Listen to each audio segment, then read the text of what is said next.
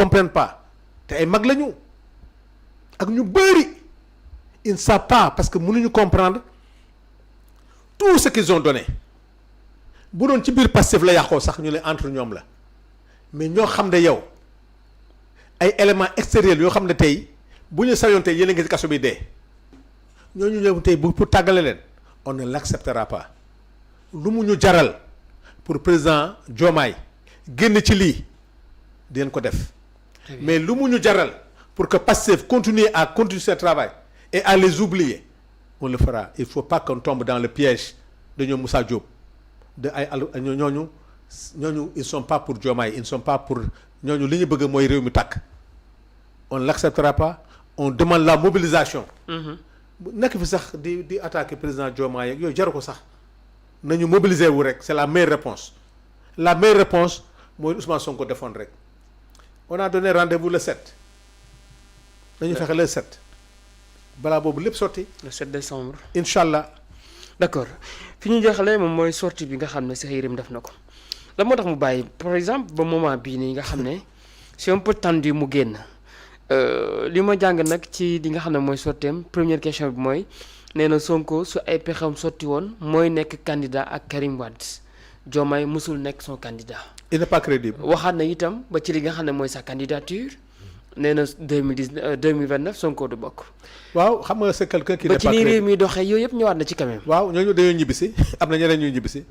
parce que ñooñu on leur a donné assurance que ñibbisi leen on a besoin de vous sur le plan communication pour xeex ak Sonko. très bien.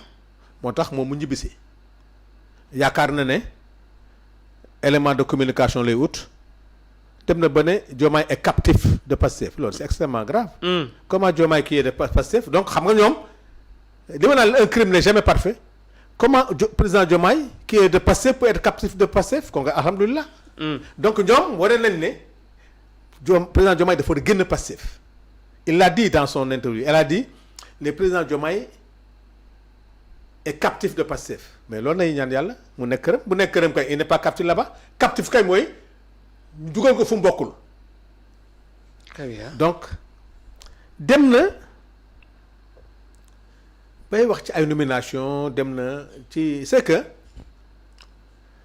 ay ñoo xam de on les a recrutés. ñu war a ñëwaat am seen plan de communication président mi mu sax defe naa ne ci benn kii am wax na qu'on doit préparer benn cellule de communication contre qui cellule de communication pour faire face à qui. Pastef xanaa peut-être. à Pastef. oui. moi j'ai compris booy jàppale Diomaye c'est contre l'opposition mais comment tu peux faire une cellule de communication woo ay nit contre Pastef et Ousmane Sonko. ah mais président bu fekkoon opposition est-ce que dina woowee opposition pour ñu jàppale ko. waaw effectivement waaw c'est vrai contre Pastef la. contre Pastef la vous avez trouvé la raison parce que ku jëlee opposition kat doo attaque opposition. oui. donc gis naa sax foofu la leen di xaaree nag ñu ne dañuy plainte Mame Diarra Fam je pense que ñun den teeru ji Mame Fatou Diarra Fam ba xam kan mooy attaqué Mame Diarra Fam fii dama ne. Mame Diarra Fam Pastef coalition ñi ànd ak Ousmane Sonko kenn du leen laal parce que ci yoon lañ koy teg. plainte pourquoi. nee na moom moo xëy def benn publication am ne jóge na fii dem na fële. waaw ñu publier ko mu naan pourquoi ñu koy publier ay données personnelles mais moo joxee numéro de téléphone am ak yëpp ci groupe si on publie ça c'est que ñoom dañoo yaakaar na léegi président Diomaye jox leen pouvoir boo xam ne tey mun nañu ñoom ñooy am fitu di porter plainte des gens de Pastef ku ne di ñibbisi on a vu des gens yu ñibbisi te di nga Albourakh c'est ça qui fait mal gis nga les gens de Pastef qui craquent dañoo gis seeni noonu jóg di leen attaquer ci ay couloirs yoo xam ne c'est difficile parce que nag mënoo vivre di ngi vivre depuis 2021. Albourakh nga jël pouvoir bëgg encore de yor pouvoir ñu leen mbugal El Malick c'est un grand homme Cheikh Thioro c'est de grands hommes s'ils ont craqué Albourakh parce que li ñuy dund la yor pouvoir mel ni yoroo pouvoir te pouvoir bi yow soxla woo ci jouissance li nga soxla ci pouvoir mooy liggéeyal sa réew depuis que na au pouvoir tant que buñ jóg rek Albourakh c'est pour le pays. tey nag nga gis ñoo xam ne ñoo yàq Sénégal jël alal réew mi daw ak moom ñoo ñëw tey naan la yow dañ lay bëgg a mbugal c'est des choses qu'on n'acceptera pas te fi ñu ko teg duñ fi duggee ñu tardeel di ñu dugal ci ay détails Cheikh Yérim Seck ak journalistes yi leen di woo utal leen plateau pour gëmloo Sénégalais yi gis nga ils ont le même langage faire peur ay ambassadeurs ay la communauté internationale ñu ngi ñuy wax les djihadistes sont aux portes Ousmane Sonko ay armes ay généraux voilà des gens qui jouent sous la peur ñooñu président Diomaye ne yàqal kon. très bien. yàqalu Ousmane Sonko c'est président donc yow quand tu joues sous la peur te la peur c'est quoi la peur ne changera pas de camp la peur est chez eux. parce que ñoo jël lu ñu moomul on va les traquer jusqu'au dernier centime pour ñu génn ko bu ñu yaakaar ne liñ leen di toppee sur le plan financier topp ñu leen sur le plan politique ah. Sur le plan ils peuvent faire ce qu'ils veulent sur le plan politique mais sur le plan financier économique les crimes de sang et les crimes économiques jusqu'au dernier centime on va les poursuivre loolu moom bu dee loolu moo tax ñu jël ay défense ils n'ont qu'à venir le PASTEF et ses alliés vont se mobiliser Déthié Fall gis nga li muy liggéey dans le cadre du ministère qu'on l'a confié donc ci loolu la ñu nekk donc li ma la mën a xamal mooy Albourakh Yérim Seck wax dëgg yàlla dégg naa mu naan en France xaw ma lan il est dans une organisation qui doit réfléchir sur Albourakh moom il a été avec le régime de Macky Sall pendant 12 ans fii na réew mi toll ma dégg mu naan Sénégal amul dette cachée dette cachée bu amee BCEAO kon bu moom bu doon xam ne texte bi dette cachée assemblée nationale rek moo ko mën a xam nañ dama jàngiwaat les textes toute dette qui n'est pas passée par l'Assemblée est une dette cachée. très bien. muy wax naan c'est des dettes de ay sociétés nationales c'est que c'est des gens yoo xam ne ils n'ont plus d'éléments de langage ils se perdent même lii mooy wan ne Pastef da leen raw même sur le plan des textes ils se trompent il dit que oui la dette c'est pas une dette cachée mënul jaar mën na jaar BCEAO mënul am tànk jaarul BCEAO. Mais cela veut dire que ces gens n'ont rien compris. Une dette cachée, c'est une dette qui n'est pas passée par l'Assemblée nationale. C'est vrai quand même. Loolu c'est élémentaire. C'est élémentaire. Qui n'est passé sur aucune loi de règlement. Aucune loi de règlement, c'est xaalis boobu génn fa ba pare Sénégal di ko fay. Comment nous on peut payer une dette qui n'est pas passée par la loi de règlement, par la loi des finances? Donc, c'est des gens yoo xam ne ils veulent chercher un élément de langage mais ils l'auront pas. Très bien. ñii dañ leen raw. Ousmane Sonko ne s'occupe pas d'eux moment bi ngay wax mu ngay dem tukki di xool ko naka lay régler problème tukki boobu nag bu ñibbisee ngeen xam lan la uti woon. Madiambal na xaar le 25. Très bien. kenn du ko topp fii ak le 25 lu ko neex na wax bu ko neexee sax mu ne Sonko dem na jëndi arme bu ko neexee na wax lu ko neex mais le 25 am na nag. fu mu demee am avec le soutien d'une partie de la presse def benn show am mu def ko ci dossier am. loolu bon on verra mais fii ak le 25 provocation politique bu mu def kenn du ko faale. Yérim Seck il n'a qu'à dire tout ce qu'il veut nee na analyste politique la am na xam-xam que bi ñu defee nomination yi sur le plan intellectuel. dafa xeeb ko mais lan la fàtte. Le Sénégal n'a jamais manqué de cadre intellectuel. Oui, ba sax mi ngi laaj ci les 4000 cadres quand même. Les 4000 cadres xam nga lu mu jaam. Le Sénégal ne manque pas de cadre. xam nga Sénégal lu manqué woon. lu manqué woon ay njiit yu jub.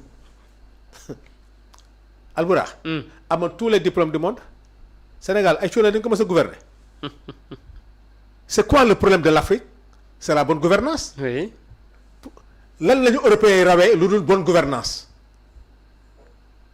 dégg naa ñu wax ne am na koo xam ne dafa ñëw di jooy si parce que il a eu un redressement de 6 milliards. redressement fiscal loolu dafa am redressement fiscal lu 6 milliards. Albourakh. Cheikh Yérim Seck 4000 cadres rek 2000 cadres c'est pas ça le problème du Sénégal le problème du Sénégal jubal jubanti teguñu ko ci ay diplômes. dañ ko teg ci jub ci diine li mu santaane. Des cadres Sénégal manqué wu ko on est partout meilleur dans le monde. manqué wuñ cadre. manqué wuñu cadre fenn. xam lu ñu manqué. oui. li tax ñi daw ñoom dañoo juboon bu kaa ñu daw. très bien. Pourquoi aujourd'hui le pôle financier ñuy tudd ay nit ay milliards. Albourakh dans un pays Albourakh sanu jonn mun a am ay hectares te Albourakh di liggéey mënu am 150 mètres carrés. loolu c'est une justice sociale. mu ne réew mi nee na kenn lekkatul kenn naanatul te nga yor billet d'avion daw di dem di ñëw donc yow xëy na tu es à l'aise mais pourquoi les deux autres ne sont pas à l'aise te daxoo leen jàng ëppoo leen diplôme.